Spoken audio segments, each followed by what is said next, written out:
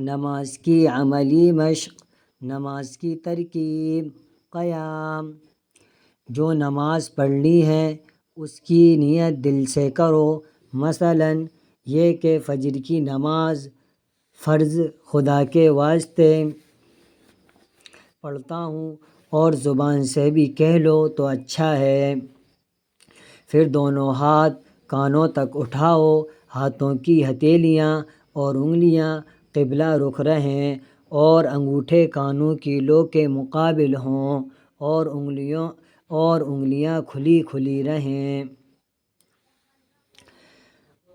اس وقت اللہ اکبر کہہ کر دونوں ہاتھ ناف کے نیچے باندھ لو۔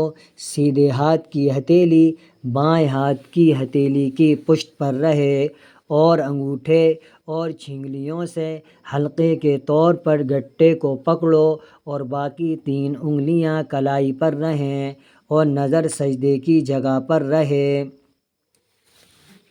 ہاتھ باندھ کر آہستہ آہستہ ثنا پڑھو، پھر تعوذ، پھر تسمیہ پڑھ کر سورہ فاتحہ پڑھو۔ جب سورہ فاتحہ ختم کر لو تو آہستہ سے آمین کہو، پھر کوئی سورہ یا کوئی بڑی 1 آیت یا چھوٹی 3 آیتیں پڑھو۔ قرأت صاف صاف اور صحیح صحیح پڑھو، جلدی نہ کرو۔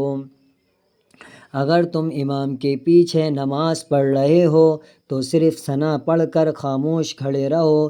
تعوذ، تسمیہ اور سورہ فاتحہ اور سورت کچھ نہ پڑھو۔ رکوع۔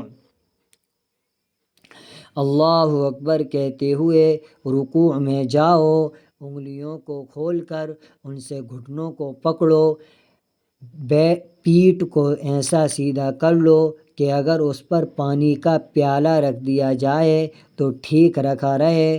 سر کو پیٹھ کی سیدھ میں رکھو، نہ اونچا کرو نہ نیچا رکھو۔ ہاتھ پسلیوں سے علیحدہ رہیں اور پنڈلیاں سیدھی کھڑی رہیں۔ پھر رکوع کی تسبیح 3 مرتبہ یا 5 مرتبہ پڑھو۔